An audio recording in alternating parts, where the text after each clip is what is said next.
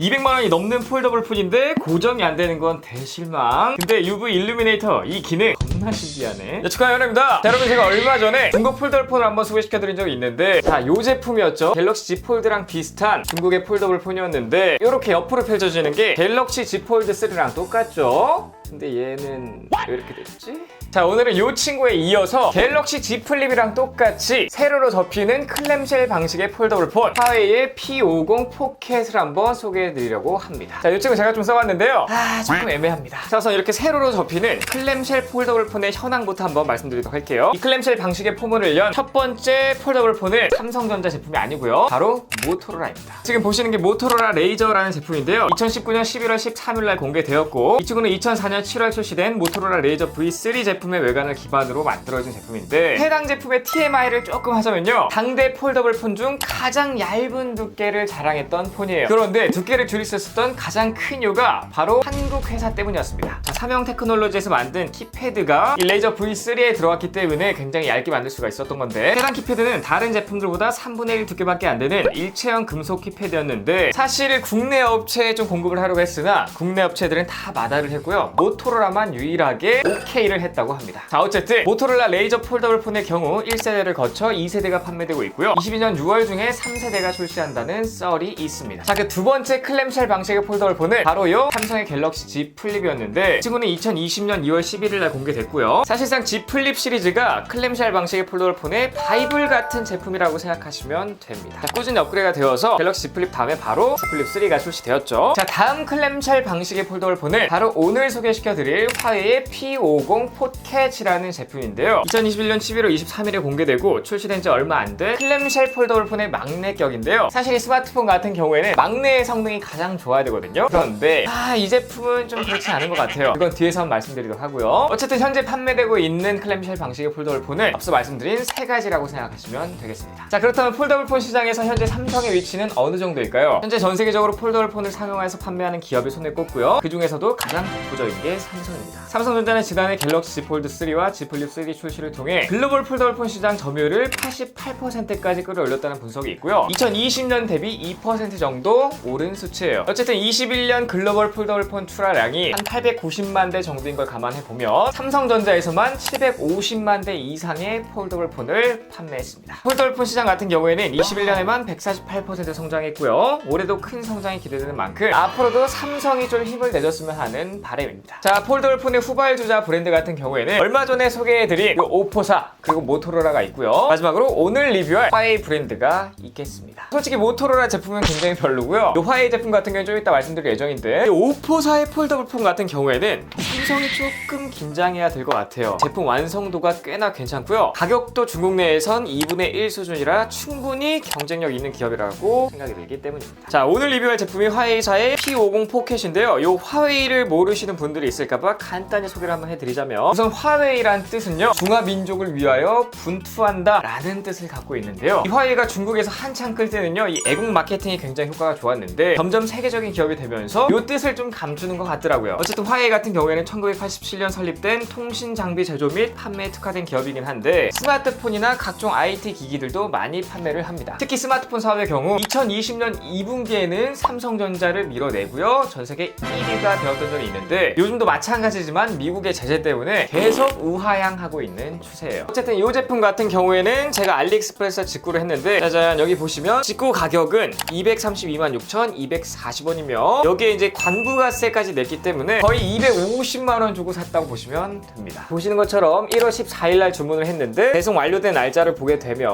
1월 24일이죠. 그러니까 배송은 꽤나 빠른 편이었습니다. 어쨌든 이 친구 거의 250만 원이기 때문에 너무 비싸가지고 사실 살까 말까 고민을 많이 했거든요. 그런데 나중에 이벤트로 들으면 되겠다라고 생각이 들어서 구매를 했습니다. 어쨌든 이 제품을 알리익스프레스에서 직구했을 때도 완전 새 제품이 온 게 아니라 약간 중고 제품이 왔기 때문에 직구할 때는 리스크가 굉장히 크거든요. 그렇기 때문에 중국 제품들 직구하실 때는 잘 따져보고 알아보신 다음에 하시는 걸 추천드리도록 할게요. 자, 이제 본격적으로 이 친구를 한번 알아보도록 할게요. 자, 이 친구를 직구했더니 이렇게 세 가지가 왔고요. 스마트폰, 그 다음 충전기가 왔고요, 홈센터까지 따로 왔습니다. 박스를 열어보면 스마트폰이 자리 잡고 있고요. 그 안쪽에는 뭐가 있나 한번 봤더니 짜잔, 별거 없고 그 안쪽에는 유심핀 그리고 그냥 뭐 설명서 같은 것만 딸랑 들어있고 아무것도 없습니다. 보통은 충전기가 없더라도 케이블이라도 좀 들어있어야 되는데 얘네는 그런 것도 없더라고요. 여기에서는 짠, 이 스마트폰 말고는 볼 게 없었고, 자 여기 보시면 충전기를 따로 주는데 보시다시피 무려 66W의 충전이 가능한 충전기와 케이블을 같이 보내줍니다. 바로 한번 제품 디자인을 보여드릴게요. 저 같은 경우에 화이트 색상을 구매했고요. 우선 보이는 게 이렇게 소리 들어보시면 아시겠지만 이 퀼팅 모양의 디자인 처리가 되어 있고요. 진짜 실제로 올록볼록합니다. 그리고 빛에 비추면 이렇게 디자인이 바뀌는 그런 색상을 갖고 있고요. 위쪽에는 화웨이 플래그십 스마트폰에 들어가는 2구 인덕션 모양, 이거는 패밀리 룩이에요. 그리고 이쪽에 첫 번째 인덕션에는요 트리플 카메라가 들어가 있고, 여기 플래시와 UV 일루미네이터라는 게 여기 들어가 있는데 굉장히 신기하거든요. 그건 이따 보여드리도록 할 거고요. 하단에 이렇게 화웨이라고 로고가 박혀 있습니다. 일단 후면 디자인은 딱히 뭐 예쁘지도 그렇다고 좀 못났지도 않은 그런 디자인이고요. 측면 같은 경우에는 딱히 볼 게 없고요. 전면 같은 경우에는 이렇게 생겼어요. 자, 여기 이제 잠금 화면인데 상단에 펀치홀 카메라가 들어가 있고요. 베젤 같은 경우에는 Z 플립 3랑 좀 비슷한 것 같긴 한데, 여기서 좀 아쉬운 건 뭐냐면 좌우 베젤 크기는 동일한데 상하 베젤이 조금 더 두껍다라는 거예요. 이런 통일감을 왜 못 지켰는지 이 부분이 굉장히 거슬리고요. 그 외에는 특별할 거는 없습니다. 자, 제품을 접었을 때 두께는 15.2mm고요. 펼쳤을 때는 7.2mm로 이렇게 접었을 땐 플립 3보다 얇은데 이렇게 펼치게 되면 플립 3보다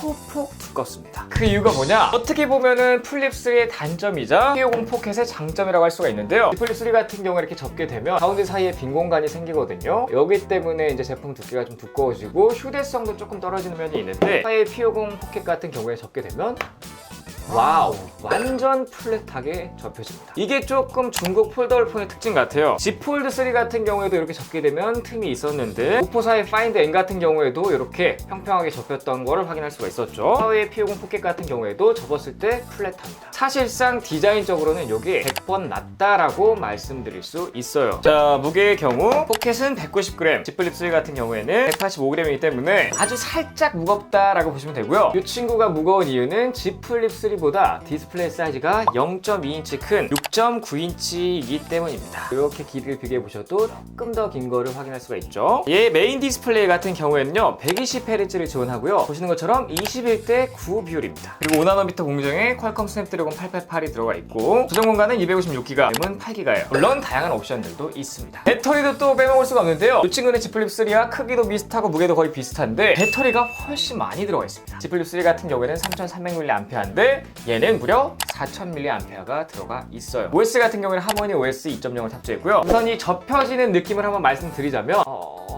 부드럽습니다. 펼쳐지는 느낌도 부드럽고 딱히 흠잡을 때는 없어요. 한 손으로 펼치기에도 부담 없는 그런 느낌이랄까요? 충분히 한 손으로 쓸 수 있고요. Z 플립 3 같은 경우에도 얘는 그 힌지가 굉장히 뻑뻑해서 한 손으로 열기에는 조금 부담이 있고요. 웬만하면 두 손을 사용해야 되는데 얘는 한 손으로 이렇게 하면 열리기 때문에 딱히 부담이 없는 그런 느낌이에요. 자, 그렇다면 주름은 어떨까요? Z 플립 3랑 한번 비교해 드리도록 하겠습니다. Z 플립 3 같은 경우에는 이렇게 펼쳤을 때 한번 쭉 보자면, 얘 같은 경우에는 폴드 3랑 마찬가지로 주름이 좀 심하게 보이긴 하는데 일상적으로 사용할 때는 막 크게 부담은 없는 수준이거든요. 그런데 각도가 조금 틀어지면 여기가 많이 울기 때문에 뭐 컨텐츠를 볼 때나 아니면 뭐 뉴스 같은 거 볼 때도 이 부분이 좀 거슬리긴 합니다. 그런데 그럼 이 친구는 어떨까요? 과연 평평하냐? 정면에서 보면 조금 더 평평해서 주름이 잘 안 보이긴 하죠. 그런데 얘도 이렇게 잠금하면서 보면은 주름이 있어요. 두 가지 한번 차이를 보여드리자면, 확실히 정면에서 봤을 때는 Z 플립 3가 훨씬 주름이 심하긴 하죠. 살짝 틀어서 보면 짠, 두께의 경우 포켓이 조금 더 두껍다고나 할까요? 조금 더 평평하긴 하지만 조금 더 주름이 두껍다. 정면에서 보면은 포켓이 조금 더 낮긴 한데 실질적으로 제가 사용을 해보니까 굉장히 좀 거슬립니다. 뭐가 거슬리냐면요, 이 안쪽이 뭔가 텅 비어있는 느낌이라서 실제로 사용했을 땐 이 부분이 조금 더 연하게 보인달까요? 약간 요런 느낌, 확실히 좀 분리된 느낌으로 핸드폰을 좀 사용하는 느낌이기 때문에 좀 별로입니다. 차라리 제 개인적으로는 플립 3의 힌지가 낫지 않을까 라는 생각이 있는데, 그냥 정확히 정면에서만 사용을 한다면은 포켓이 괜찮을 것 같긴 한데 우리가 뭐 정면에서만 사용할 수가 없기 때문에 전반적으로 봤을 때 플립 3의 주름이 더 괜찮다고 보여요. 그리고 이 친구가 좀 논란이 됐던 게 있는데 바로 힌지입니다. 우리가 이제 플립 3 같은 거 사용할 때 때 이런 식으로 막 이렇게 올려놓고 사진 찍고 이런 각도로 쓰기도 하고 이런 각도로 쓰기도 하고 뭐 이런 각도로 쓰기도 하잖아요. 요거를 바로 프리스탑 힌지라고 하는데요. 그러니까 원하는 곳으로 딱 스탑을 시킬 수 있기 때문에 프리스탑 힌지인데 화이 P50 포켓 같은 경우에는 한 손으로 펼쳤을 때 편했잖아요. 그 이유가 다 있습니다. 그냥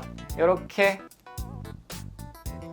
얘는 텐션이 있어요. 프리스탑 힌지가 전혀 적용이 안 돼 있고 텐션이 있기 때문에 한 손으로 펼칠 수가 있던 건데 이런 식으로 그냥 자동으로 요만큼만 열어놔도 닫히고요. 이 각도로는 사용을 못 하신다고 보시면 되고 정면에서도 보여드리자면 이 정도 각도인데도 닫힙니다. 자, 이 정도는 안 닫히고요. 이 정도도 안 닫혀요. 그러니까 여기 근처에서 돌면 좀 안 닫히기는 하는데 이 정도부터 이제 간당간당하고요. 살짝 밀었을 때도 열린다고 보시면 돼요. 요 정도. 그리고 얘가 힌지가 좀 약하기 때문에 사용하면 사용할수록 요 힌지의 내구성이 좀 떨어지면서 점점 더 고정이 안 되는 그런 불상사가 생깁니다. 뭐 오래 사용해야 되는 스마트폰인데 사용할수록 힌지가 이제 막 7렐레, 8렐레 바뀌기 때문에 그 부분은 굉장히 아쉽다라고 말씀드릴 수 있고요. 어쨌든 힌지 면에서는 개인적으로 Z 플립 3가 훨씬 나은데 사실 이 Z 플립 3도 굉장히 만족스러운 건 아니거든요. 왜냐면 너무 뻑뻑합니다. 프리스탑 힌지가 좋기는 한데 너무 뻑뻑하기 때문에 적당히 조금 더 부드러워지면 좋을 것 같다라는 생각이 있어요. 이 친구도 이제 클램쉘 방식이기 때문에 이제 UI 같은 거는 이렇게 접게 되면 자동으로 바뀌는 게 세팅이 되고요. 이런 식으로 올려놓으면 짠 올려놓고 셀카를 찍을 수가 있습니다. 자, 근데 이 친구가 확실히 후발주자는 후발주자인 게 아직 UI를 조금 더 손봐야 된다는 생각이 들어요. 왜냐면 Z 플립 3 같은 경우에 이렇게 접었을 때 이 상단에 이런 식으로 이제 화면을 바꾸는 UI가 잘 되어 있거든요.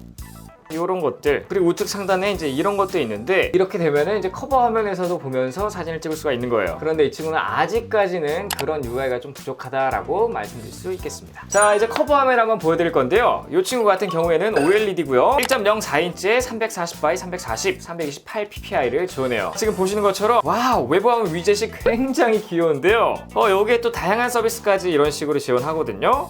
카메라, 아니면 뭐 캘린더 이런 것들 다양한 것들을 넣어서 활용할 수도 있고요. 음악 같은 거 들으실 때는 이렇게 여기서 제어를 할 수도 있습니다. 자, 설정에 들어간 다음에 홈 외부 화면 및 배경화면 들어가시면 여기에 외부 화면이 있거든요. 그러면 이제 다양한 위젯들을 사용하실 수가 있어요. 뭐 이런 걸 사용해도 되고 이런 거 사용해도 되고 근데 이런 캐릭터들이 굉장히 귀엽더라고요. 그리고 뭐 서비스 위젯에서는 뭐 이런 식으로 넣을 건 넣고 뺄 거는 뺄 수가 있습니다. 어쨌든 테마 위젯 같은 경우에 요거를 바꾼 다음에 한번 확인해 볼까요? 짠!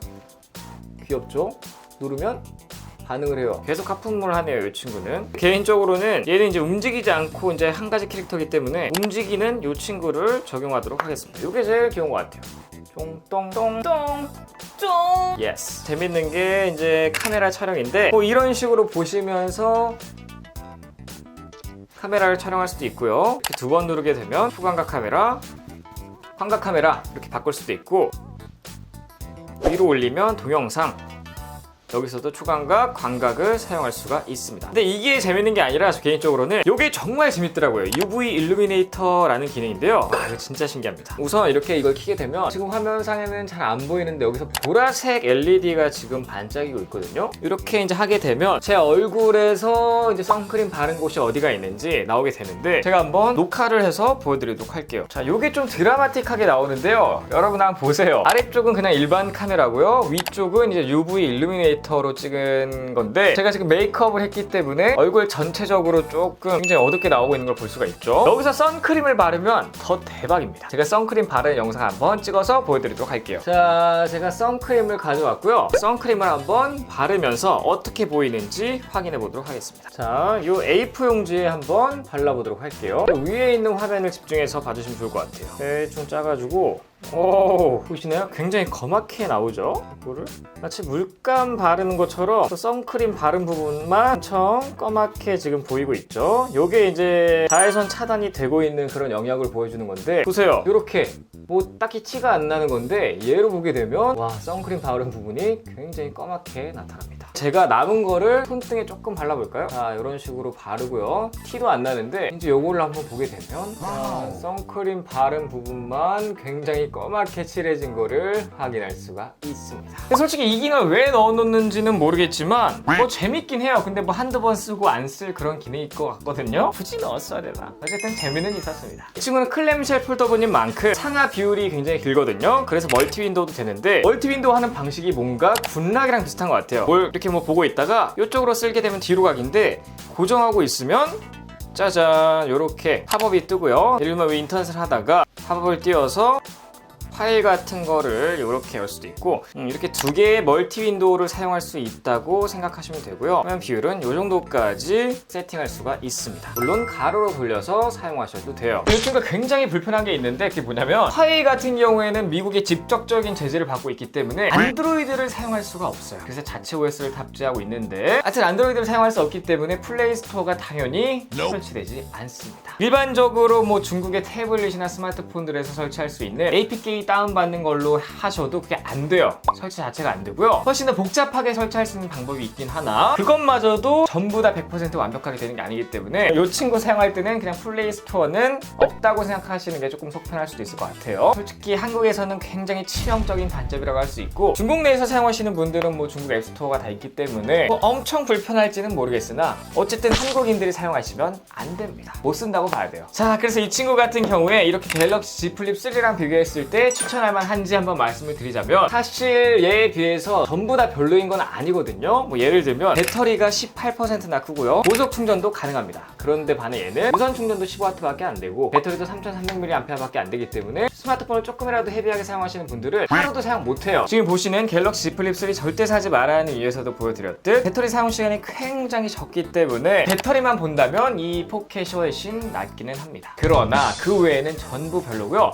한국인들은 그냥 사면 안 되는 그런 스마트폰이기 때문에 솔직히 이 두 개를 비할 거는 아니라고 생각이 듭니다. 힌지 기술 격차 같은 경우에는 적어도 한 1년에서 많게는 한 2년 정도 나는 것 같고요. 소프트웨어는 당연히 안드로이드 기반의 원 UI가 훨씬 깔끔하고요. 뭐 이런 커버 디스플레이 활용도나 전체적인 디자인 등을 종합해서 봤을 때 이 친구는 한 1세대에서 많게는 2세대 전 제품 같은 그런 느낌이랄까요? Z 플립 1세대랑 비교하면은 비슷할 것 같은 그런 제품입니다. 자, 어쨌든 오늘 이렇게 중국 회사인 화웨이에서 만든 P50 포켓에 대해서 좀 알아봤는데 어쨌든 이 제품은 나중에 이벤트 할 때 같이 한번 좀 드릴 예정이고요. 뭐 굉장히 귀여운 스마트폰인 건 맞고 굉장히 또 재밌는 스마트폰인 거는 맞는데 아직까지 대중적으로 팔리기에는 한 30% 정도 모자르다 이렇게 말씀드릴 수 있겠네요. 자, 어쨌든 오늘 생각해주고 정상에 주문하면 도움 되셨거나 이렇겠다라고 생각하신다면 여기에 잘 보시고 드시면 바로 구독, 땡깡, 구독 버튼 눌러주시고 좋아요, 댓글, 알림 설정까지 부탁드립니다. 꼭여기까지 IT 크리에이터 MR이었습니다. 감사합니다.